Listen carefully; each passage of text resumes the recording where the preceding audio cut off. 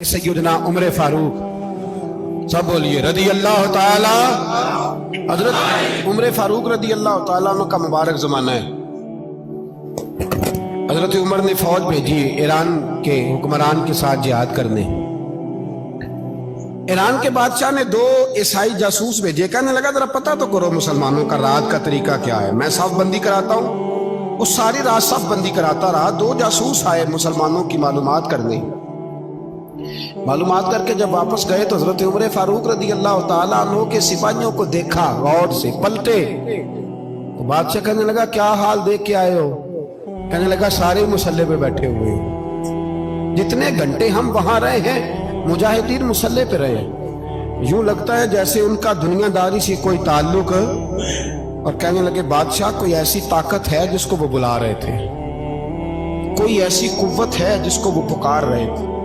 हमें भी वहां खड़े होके महसूस होता था कि हाँ कोई है जो आ जाएगा इनकी मदद के लिए, कोई है जो पहुंचेगा इनकी मदद करेगा।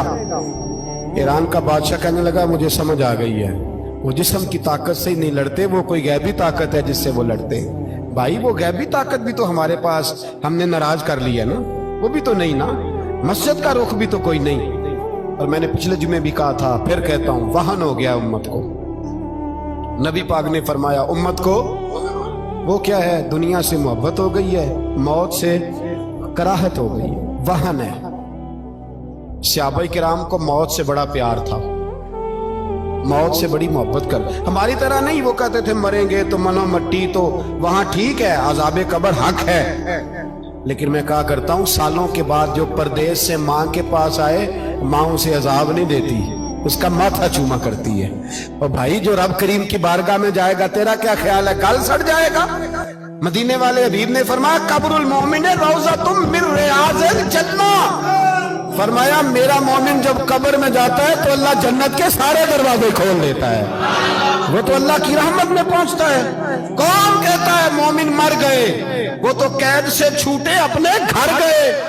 कौन कहता है कब्र में अजाब है तो सिर्फ अजाब ही है, हाँ मुजरिम को सजा मिलेगी, लेकिन मोमिन हमेशा जहन्नम में, वो बेलाखिर जन्नत में जाएगा, बेलाखिर जन्नत में जाएगा। और किसी दरवेश ने बात की, वो करके चले गए, पर कमाल ही कर गए। कहने लगे दोज़ख में मैं तो क्या, मेरा साया ना जाएगा, क्योंकि रसूल पाक से देखा ना जाएगा। नबी पाक सैयद आलम अलैहिस्सलाम के गुलाम तो देखो ना, सारी जिंदगी उमर फारूक, बुखारी पढ़ो तो सही, सारी जिंदगी उमर हर नमाज के बाद कहते थे अल्लाह मरज़ुकना शहादतन फी सबीलिक, अल्लाह बिस्तरे पे मौत ना देना, मौत मुझे शहादत की देना।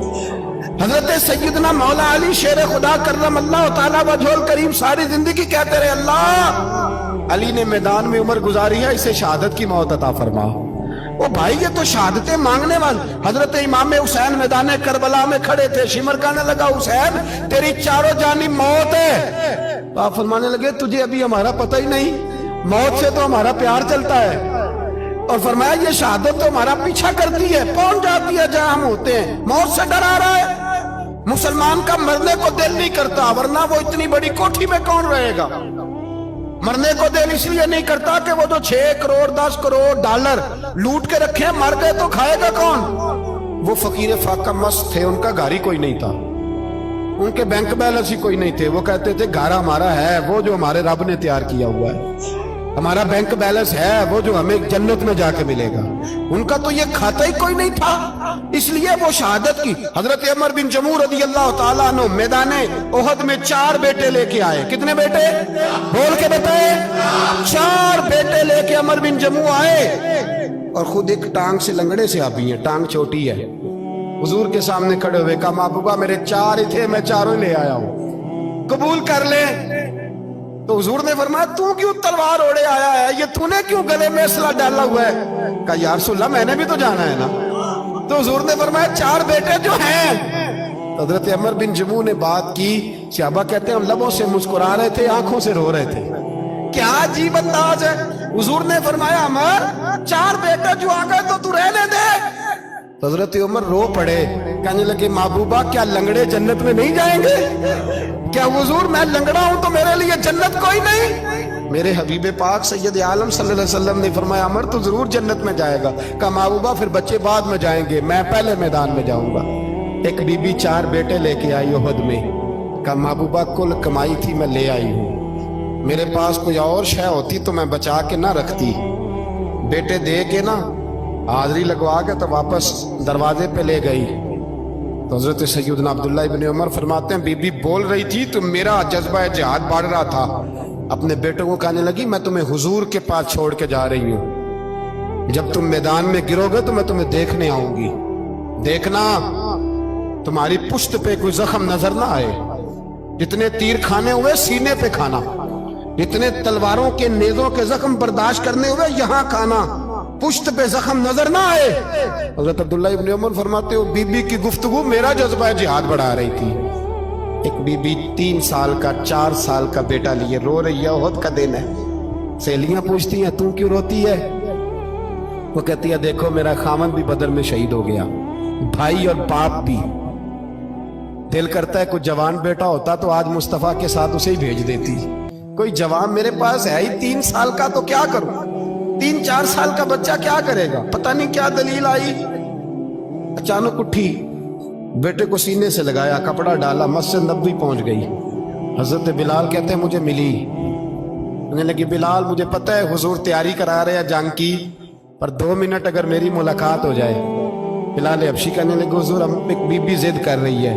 حضور باہر آئے, کہنے لگی حضور میں فلاں کی بیٹی, فلاں کی بہن, فلاں کی بیوہ ہوں, میں نے بدر میں 3 شہید دیے ہیں, اب میرے پاس یہ 3 سال کا لال ہی بچا ہے, بڑا فخر ہے میرا. لوگ مجھے شہید کی بیوہ, شہید کی بیٹی, شہید کی بہن کرتے. دل کرتا ہے شہید کی اماں بھی کہیں جاؤں تو میرا بیٹا لے لیں. سیدنا بلال کہتے ہیں حضور مسکرائے, کہنے لگے یہ 3 سال کا نونہال کیا کرے گا؟ کہتے ہیں اماں کا عجیب جذبہ ہے. کہنے لگی محبوبہ سنا ہے اسلحہ بھی تھوڑا ہی ہے, ڈھالے زیادہ کوئی نہیں, میرا بیٹا ساتھ رکھ لیں, جب آپ کی طرف کوئی تیر آیا نا تو میرا بیٹا ڈھال کے تو اس کو ڈھال بنا کے آگے کر دینا. محبوبہ ڈھال تو بانی سکتا ہے نا. حضرت بلال فرماتے ہیں مصطفیٰ کریم نے فرمایا جا میں نے قبول کیا, قیامت کے دن بیٹا گھر لے جا, جب تیرا نام پکارا جائے گا تو شہید کی اماں کہہ کے پکارا جائے گا, جا تو گھر لے جا. کہتے ہیں چلتے چلتے ایک غریبنی اور آ گئی, اتنی سی اٹی بان کی, اتنی سی. بلال حضور سے ملاقات ہو جائے گی. نبی پاک آ گئے, کا محبوبہ یہ غلبہ اسلام میں میرا بھی حصہ ڈال لے. حضور نے فرمایا یہ کیا ہے؟ کہنے لگی حضور خامد فوت ہو گیا, اولاد اللہ نے بے نیازی سے دی نہیں, سویرے چرخہ کاٹ کے رزق حلال کھاتی ہوں. میرے پاس نا یہ اتنا سا بان ہے, ایک گھوڑے کی لگام بن جائے گی. محبوبہ حصہ تو ڈال جائے گا نا دین کے لیے, میری قبولیت ہو جائے گی. میرے حبیب نے ہاتھ اٹھائے اور دعا مانگی, کہے اللہ جتنا تو میدان کے مجاہدوں کو اجر عطا فرمائے اتنا اس غریبنی کو بھی عطا فرمانا, اتنا اسے بھی دینا. بھائی یہ جذبے تھے, یہ رنگ تھا امت مسلمہ کا, اس لیے کافر گھر میں بیٹھ کے کانپا کرتا تھا. اب اسے پتہ ہے یہ اسی والی کار سے نہیں نکل سکتے, اسے پتا ہے کہ ہم نے انہیں بوتل پہ لگا دیا ہے, اب یہ پیپسی مرینڈا اور یہ پی کے کھانے کے ساتھ تو یہ مست رہتے ہیں, اب یہ نہیں نکل سکتے گھر سے. ہم نے انہیں ان چیزوں پہ لگایا ہے جو ان کے وجود کو کھوکھلا کر رہی, اب کیسے میدان میں نکلیں گے؟ وہ اس لیے نہیں ڈرتا کہ وہ تیری آسائشوں, تیری زندگی میں آنے والی سہولتوں سے آشنا ہے. موت بستر پہ بھی آ جاتی ہے, لیکن جس کو میدان میں آتی ہے وہ ساری زندگی زندہ رہتا ہے, وہ ساری زندگی زندہ رہتا ہے. بھائی مرنا تو ہے, لیکن اگر زندگی دین کے کام آئے گی تو امر ہو جاؤ گے.